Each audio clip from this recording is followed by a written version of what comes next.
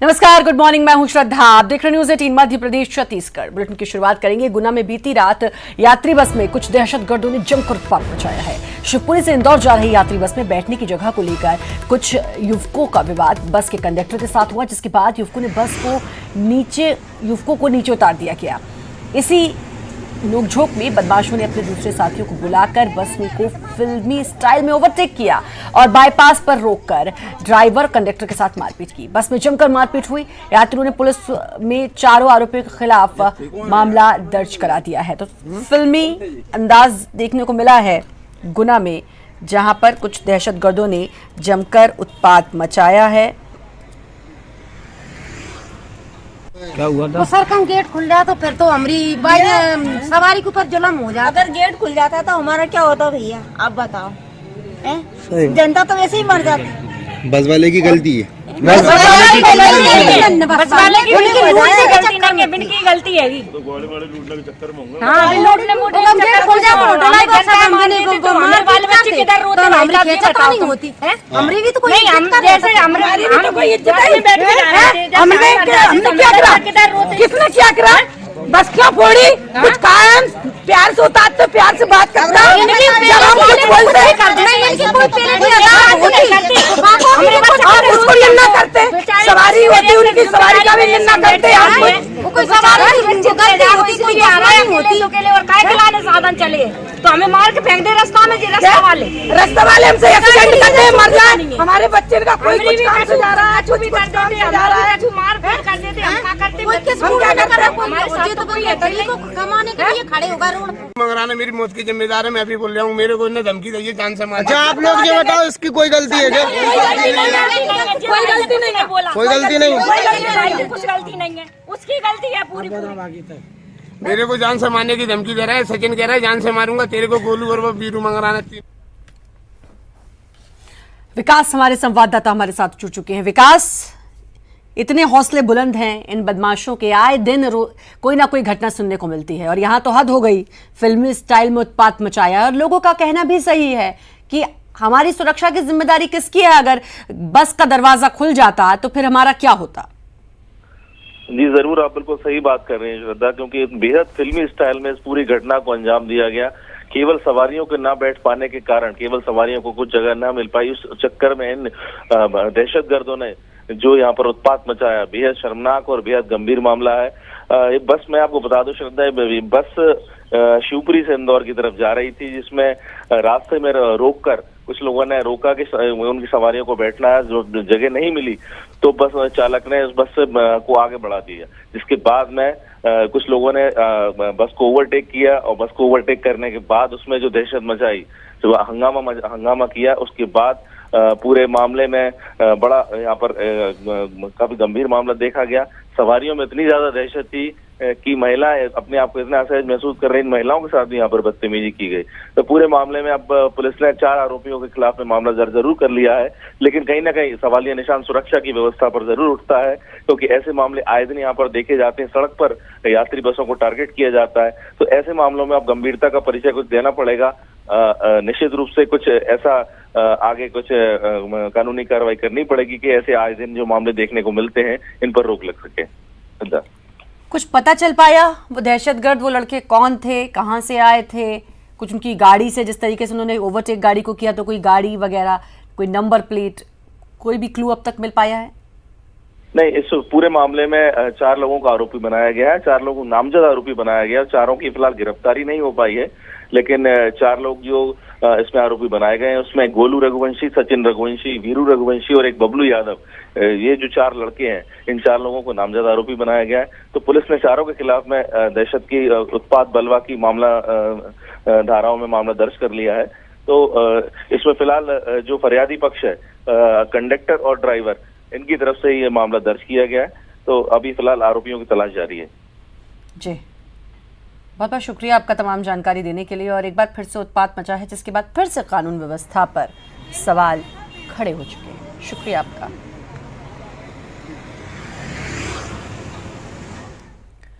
और भोपाल से सांसद साध्वी प्रज्ञा के गोडसे के ऊपर दिए गए बयान पर अब सीएम कमलनाथ ने एक बार फिर ट्वीट कर कहा कि साध्वी पर जो कार्रवाई की गई वो सिर्फ दिखावटी है। उनकी गलती बहुत बड़ी है और सजा बहुत छोटी मिली है।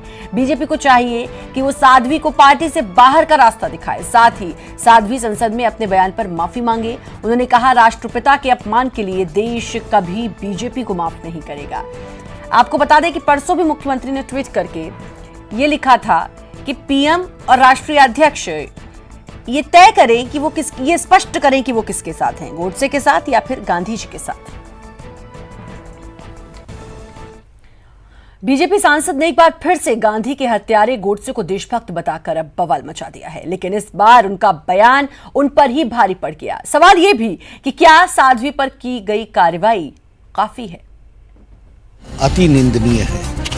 इसमें एक्शन ले, इस सोच को ही पूरी तरह से हमारी पार्टी कंडेम करती है। That's the center of the BJP, that's the heart of the RSS. Bhopal सांसद प्रज्ञा ठाकुर की गोडसे भक्ति पर मचे हंगामे के बाद सियासत फिर उबाल पर है, लेकिन इस बार प्रज्ञा ठाकुर पर बयान भारी पड़ गया और बीजेपी ने आनंद फानन में कार्रवाई करते हुए उन्हें रक्षा मामले की संसदीय समिति से बाहर का रास्ता दिखा दिया। उनको समिति से बाहर किया जाता है। साथ ही पार्टी उन पर कड़ी कार्रवाई करने का भी संकेत दे रही है। बताया जा रहा है कि पीएम मोदी भी प्रज्ञा ठाकुर से बेहद नाराज हैं। इधर कांग्रेस समेत विपक्षी नेताओं ने प्रज्ञा के बहाने पीएम मोदी और बीजेपी पर हमला बोल दिया। रक्षा मंत्रालय की समिति से हटाई गई, संसदीय दल की बैठकों में आने पर रोक, बीजेपी से निकाली जा सकती है प्रज्ञा ठाकुर। प्रज्ञा के बयान से पीएम मोदी बेहद नाराज।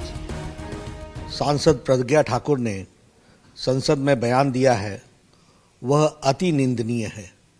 भारतीय जनता पार्टी इस तरीके के विचार को कभी सपोर्ट नहीं करती है और हम लोग उसकी निंदा करते हैं। साथ ही साथ जो वो कंसल्टेटिव कमेटी ऑन डिफेंस के सदस्य हैं, मैंने प्रहलाद जी से कहा है और उसको इमीडिएट इफेक्ट से उनको समिति से बाहर किया जाता है। उनको समिति के सदस्य नहीं रहने दिया जाएगा। नाथूराम गोडसे को देशभक्त कहे जाने की बात तो दूर, मैं समझता हूं कि यदि देशभक्त मानने की किसी की सोच है, हम इस सोच को ही पूरी तरह से हमारी पार्टी कंडेम करती है, हमारी सरकार को कंडेम करती है।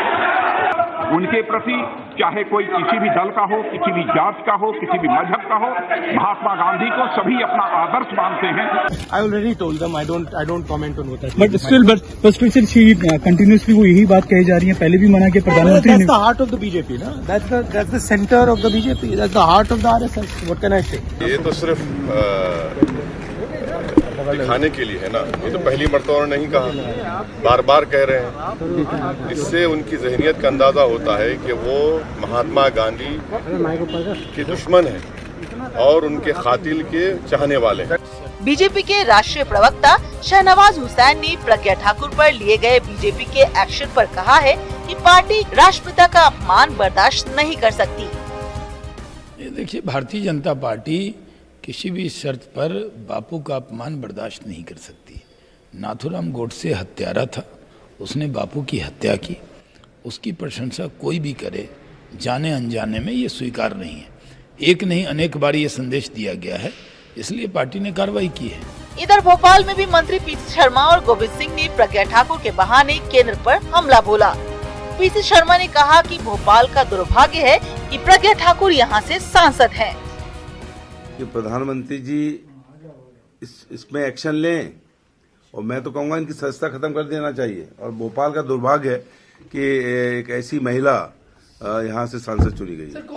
भारतीय जनता पार्टी का सोच और विचार प्रारंभ से ही सांप्रदायिकता रखा रहा है और उसी आधार पर उनकी राजनीति आज चल रही है। इधर अपने ऊपर कार्रवाई के बाद प्रज्ञा ठाकुर ने ट्वीट कर लिखा कि कभी कभी झूठ का बवंडर इतना गहरा होता है कि दिन में भी रात लगने लगती है, लेकिन सूर्य अपना प्रकाश नहीं खोता। लोग भ्रमित न हो, सूर्य का प्रकाश अस्थायी है। अब इन पंक्तियों का कुछ भी अर्थ हो, लेकिन तीर कमान से निकल चुका है और ये भी समझने वाली बात है कि महात्मा गांधी एक विचारधारा है जो कभी नहीं मिट सकती। Bureau report, news 18 Madhya Pradesh.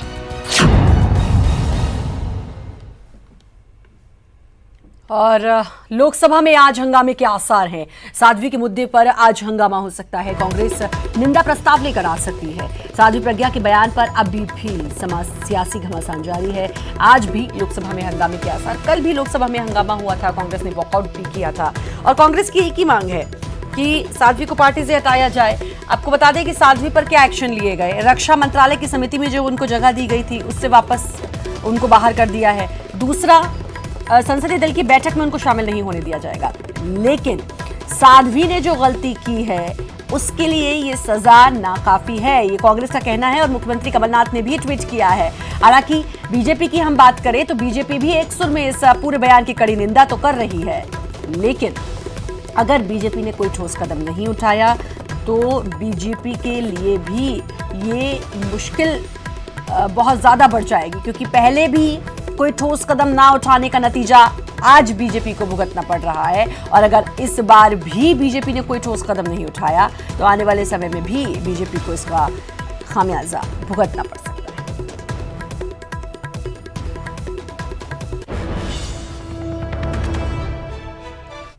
Manoj हमारे संवाददाता हमारे साथ जुड़ चुके हैं। मनोज, कल लग रहा था रक्षा मंत्रालय की समिति से बाहर किया, संसदीय दल की बैठक में अब वो नहीं शामिल हो पाएंगी साध्वी प्रज्ञा सिंह ठाकुर, और ये बार बार सूत्रों के हवाले से खबर आ रही थी कि कोई बड़ी कार्रवाई पार्टी अब उन पर कर सकती है, या तो पार्टी से बाहर का रास्ता, संसद से बाहर का रास्ता, ये तमाम बातें आ रही थी। लेकिन अब जब मुख्यमंत्री कमलनाथ ने ट्वीट किया, उन्होंने कहा कि जो भी कार्रवाई की वो नाकाफी है, क्या लगता है इसके बाद अब बीजेपी कोई ठोस कदम उठाएगी या पहले की तरह ही मामला रफा दफा करने की कोशिश करेगी?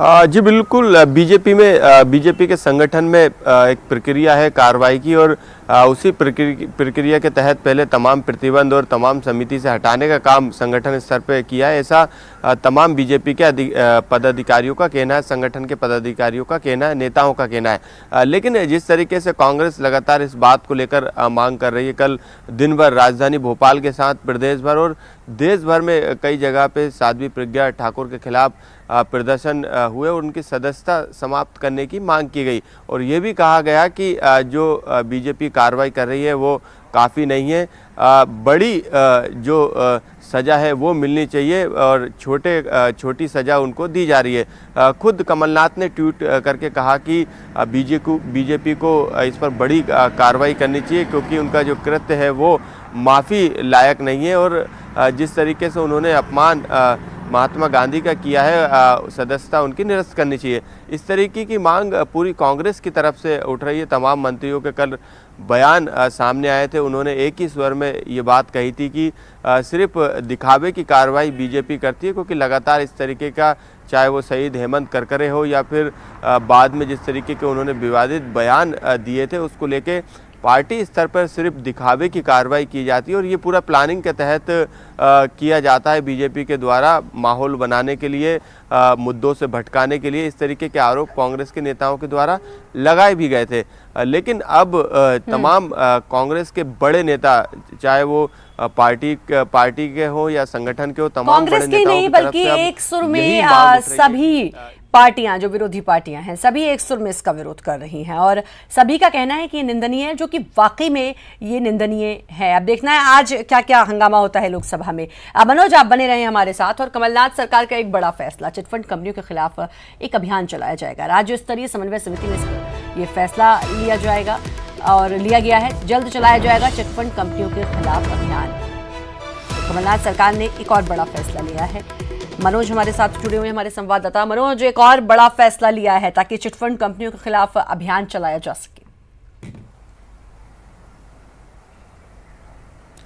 श्रद्धा, बिल्कुल लगातार इस तरीके की शिकायतें आ रही हैं कि जो जनता की गाड़ी कमाई है उसको चट कर रही हैं जो चिटफंड कंपनियां हैं। पैसे डबल करने के नाम पे दूसरे प्रलोभन देके पैसे को पहले जुटाती है और उसके बाद जो है लगातार उस पैसे को जो है कहीं ना कहीं खाकर भग जाती है। इस तरीके की शिकायतें लगातार आ रही। लोगों की गाड़ी कमाई को जो है चट करने वाली इन कंपनियों को लेकर जो है एक गैर वित्तीय कंपनियों की बैठक, समन्वय समिति की बैठक कल मंत्रालय में हुई थी और इसी मंत्रालय में ये फैसला लिया गया कि जो इस तरीके की कंपनी है जो कि अवैध रूप से धन को इकट्ठा करने का काम करती है और बाद में ये कंपनी भाग जाती है, इनका कोई पता नहीं चलता, FIR भी दर्ज होती लेकिन किसी तरीके की कार्रवाई इन पर आगे नहीं बढ़ पाती है। ऐसी कंपनियों के खिलाफ ये फैसला लिया गया सरकार के द्वारा कि एक विशेष अभियान चलाया जाए और जो भी संबंधित इस तरीके की कंपनी है उनकी जांच की जाए और जांच में जो कंपनी दोषी पाई जाती हैं या जिन कंपनियों में गड़बड़ी चल रही है या फिर जिन कंपनियों की शिकायत पेंडिंग है उन कंपनियों के खिलाफ सरकार कार्रवाई करे। और इसी कार्रवाई को लेकर ये विशेष अभियान जल्द ही तय होगा कि इस अभियान में कौन कौन सी एजेंसियां शामिल होंगी, कौन कौन से संस्थान शामिल होंगे और किस तरीके से पूरा अभियान चलेगा। इसको लेकर फैसला और एक प्लान बनाना बाकी है। हालांकि सरकार का ये अच्छा कदम उन लोगों के लिए कि जो अपनी गाढ़ी कमाई ऐसे चिटफंड कंपनियों पर लगा देते हैं और फिर नतीजा क्या होता है ये सबको ही पता है। बहुत बहुत तो शुक्रिया आपका मनोज तमाम जानकारी देने के लिए। और भोपाल में 12 टन प्रतिबंधित पॉलिथीन जब्त। प्रतिबंधित पॉलिथीन के खिलाफ नगर निगम की बड़ी कार्रवाई। इटखेड़ी स्थित गिरिराज ट्रांसपोर्ट पर निगम ने दी दबिश। भारी मात्रा में प्रतिबंधित पॉलिथीन की मिली सूचना। प्लास्टिक मुक्त भोपाल बनाने के लिए लगातार निगम कर रहा है कार्रवाई।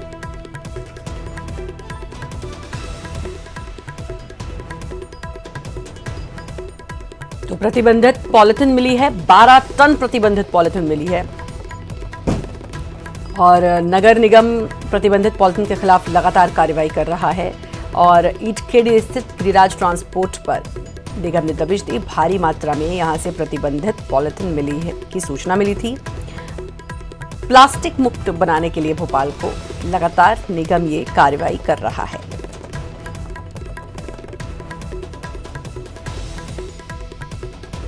तो भोपाल को प्लास्टिक मुक्त बनाने के लिए निगम की यह कार्रवाई। सूचना मिली थी कि प्रतिबंधित पॉलिथीन है तो उसके बाद फिर इटखेड़ी स्थित गिरिराज ट्रांसपोर्ट पर निगम ने दबिश दी।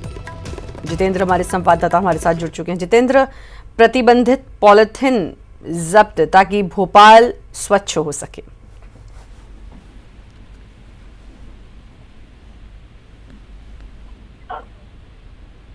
जितेंद्र, आप मुझे सुन पा रहे हैं? बिल्कुल श्रद्धा, लगातार भोपाल को पॉलिथीन मुक्त करने के लिए नगर निगम भोपाल का अभियान ये चल रहा है और इसी के तहत ये तकरीबन 10 कुंटल से ज्यादा की जो पॉलिथीन है वो जब्त की गई है। और भोपाल नगर निगम के जो अधिकारी, जब उन्हें सूचना मिली कि यह अमानत तरह की जो पॉलिथीन है वो शहर में आने वाली है तो उसके लिए उन्होंने पहले वहाँ पर फील्डिंग की, काफी देर इंतजार किया। उसके बाद छापामार कार्रवाई करते हुए ये 10 कुंटल पॉलिथीन कुछ जगह से जब्त की और उन पर कार्रवाई भी की गई है।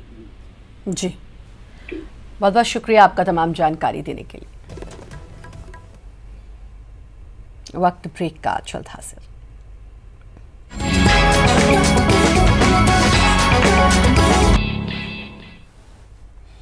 ब्रेक के बाद एक बार फिर से आपका स्वागत है। नर्मदा में रेत उत्खनन को लेकर कंप्यूटर बाबा ने मुहिम छेड़ रखी है, जिसे लेकर बाबा और सरकार के मंत्री अब आमने सामने नजर आते दिखाई देने लगे हैं। अब एक और मंत्री ने बाबा को कटघरे में खड़ा कर दिया है।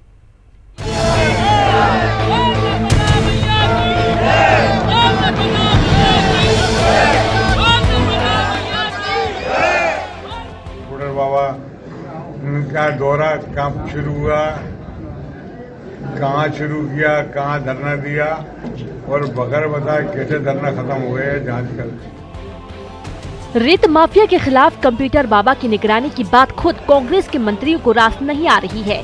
तभी खनिज मंत्री प्रदीप जायसवाल के बाद मंत्री आरिफ वकील ने भी कंप्यूटर बाबा को आड़े हाथों लेते हुए उनके आंदोलन पर सवाल उठा दिया है। बूढ़ा बाबा उनका दौरा कब शुरू हुआ, कहाँ शुरू किया, कहाँ धरना दिया और बगैर बताए कैसे धरना खत्म हुए, जांच कर। रेत खनन के गोरख धंधे को लेकर सरकार सख्त है। सरकार रेत माफिया पर लगाम लगाने का प्लान बना रही है। ये रेत का जो मामला है ये इसका सिस्टम ठीक होना चाहिए। जहाँ से ट्रक भरा है वहाँ से रॉयल्टी उसकी पूरी होना चाहिए। तो रॉयल्टी नहीं है तो वहीं से बताने दो आप। और जगह जगह धंधे खुल गए, ये समाप्त होना चाहिए। 10 ट्रक यहाँ खड़े हैं, 20 यहाँ खड़े हैं, 20-40 यहाँ खड़े हैं। और बिल्कुल ऐसी अराजकता हो गई कि रेत का लाभ कोई दिखता ही नहीं सीहोर जिले में। कंप्यूटर बाबा के एक्शन पर सरकार के मंत्रियों के रिएक्शन से एक बात तो साफ है, कि बाबा की दखलंदाजी इनको रास नहीं आ रही है। ऐसे में बीजेपी ने भी कांग्रेस की रेत नीति को लेकर सवाल उठाना शुरू कर दिया है। प्रदीप चौहान, न्यूज़ 18, सीहोर। देश विदेश में मशहूर हो चुके इंदौर के स्वच्छता मॉडल को देखने का अब चार्ज देना पड़ेगा। डेलीगेट्स की बढ़ती संख्या से परेशान नगर निगम ने ये फैसला किया है कि सफाई मॉडल को देखने के लिए हर व्यक्ति को 7,000 रुपये चुकाने होंगे। अब तक नगर निगम शहर की ब्रांडिंग के लिए इसे मुफ्त में दिखाता था।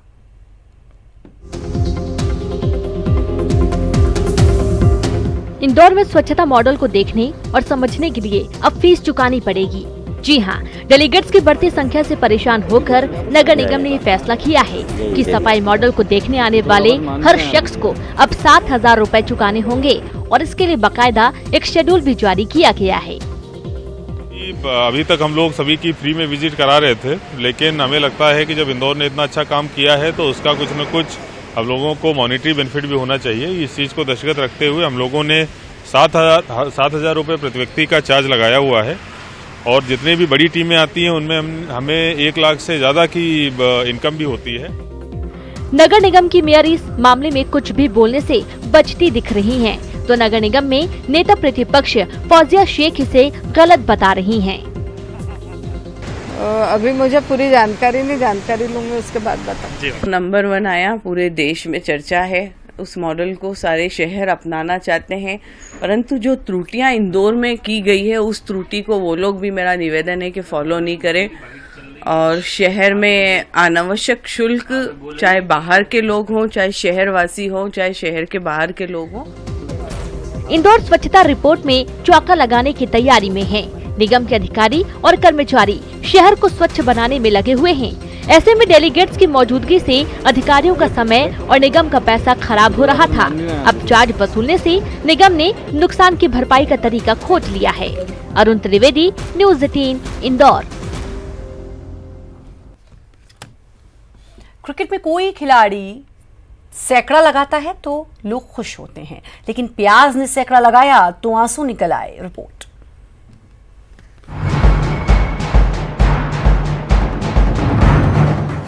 प्रदेश में प्याज के दामों ने सैकड़ा मार दिया है। ग्वालियर में 100 रुपये किलो दाम होने पर इसकी बिक्री भी घट गई। लोगों के साथ साथ दुकानदार भी हैरान और परेशान गए। प्याज के दाम तो बढ़ ही गए हैं, साथ ही उसकी गुणवत्ता भी गिरती जा रही है। 30-40 रुपए किलो था, अब दोगुना रेट हो चुका है और ग्राहकों के लिए बहुत परेशानी हो रही है। बिक्री में कितना अंतर पड़? बहुत ही अंतर है। बिक्री में तो करीबन 50% के और नीचे जा चुका है। जिस तरीके से मूल्यों में वृद्धि होती जा रही है, प्याज दुगने से चौगुने रेट पे खड़ी है। अब जो 2 किलो 2.5 किलो प्याज खरीदी जाती थी वो अब समेट के आधा किलो पे आ गई है। प्याज 100 रुपए किलो के साथ साथ प्याज घटिया क्वालिटी की प्याज है, गीली है। अगर किसी वैवाहिक कार्यक्रम चल रहे हैं, किसी कारण घर में खाना नहीं बने तो 4 दिन में प्याज खराब हो जाती है। इधर भोपाल में तो प्याज 120 रुपए किलो मिल रहा है। स्थानीय लोगों का कहना है कि प्याज की महंगाई का असर दूसरी सब्जियों पर भी पड़ेगा। प्याज और आलू एक ऐसी बेसिक चीज़ है जिनकी कीमतें इतनी हाई नहीं होनी चाहिए कि जनरल पब्लिक इतनी अफोर्ड ना कर पाए। तो ये बहुत ही मतलब परेशानी की बात है। लोगों को धीरे धीरे और दिक्कतें बढ़ेंगी ही इससे। आज प्याज है, कल कोई बाकी सब्जियां होंगी, फिर दाल, इन सब चीज़ों की कीमत, फिर वही है, इकोनॉमी की हालत तो ख़राब हो ही रही है। वजह क्या है, प्याज आ ही ना रहे, मार्केट में नहीं है प्याज, तो कहाँ से आएगी, इसलिए इसी मारे महंगी है प्याज। ग्राहक भी कम हो गए। ग्राहक पे असर पड़ा है ना। ये तो कोई 5 किलो लेता है तो वो 1 किलो तो काम चला रहा है। हम लोग उपयोग करते हैं, मीन्स जो सप्ताह में जो उपयोग करता है उसका हम अभी 1/4 कर रहे हैं इसका दाम देखते हुए। इधर प्याज की कीमतों पर राजनीति भी होने लगी है। बीजेपी और कांग्रेस ने एक दूसरे पर निशाना साधा। मैं तो सरकार से प्रार्थना करूंगा कि सरकार प्याज को सस्ते दामों पर बेचे, और हमने बेचा है और हमने खरीदा है। निश्चित तौर पर जो ब्याज का रेट बढ़ा है उस हिसाब से वो है, लेकिन प्रशासन इस बात के लिए पूरी कोशिश कर रहा है कि प्याज के भाव गिरे, कम भाव में मिले। फिलहाल प्याज ने आंसू तो सबके निकाल दिए, लेकिन इन्हें पूछने वाला कोई दिखाई नहीं दे रहा। प्याज के दाम सस्ते होने का सिर्फ इंतजार किया जा सकता है। न्यूज़ 18 के लिए ग्वालियर से सुशील और भोपाल से मनोज की रिपोर्ट। और शिवपुरी के व्यापारी ने थाने में प्याज चोरी होने का मामला दर्ज कराया। जो प्याज चोरी हुई वो कोई मामूली रकम नहीं। चोरी हुई प्याज की कीमत है 25 लाख रुपए।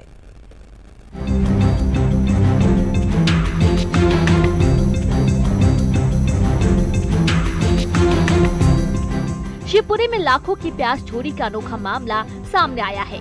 नासिक से गोरखपुर के लिए रवाना की गई 25 लाख रुपए की प्याज बीच रास्ते से ही गायब हो गई है। ट्रक मालिक शिवपुरी का रहने वाला है, जिसका नाम जावेद खान है। नासिक के व्यापारी प्रेमचंद्र के मुताबिक ट्रक तो मिल गया, लेकिन करीब 25 लाख की कीमत की प्याज गायब है। ट्रक प्याज की गायब हो गई है शिवपुरी शहर में, और इसके मोटर मालिक यही शहर के हैं। तो कैसे हुआ ये सब?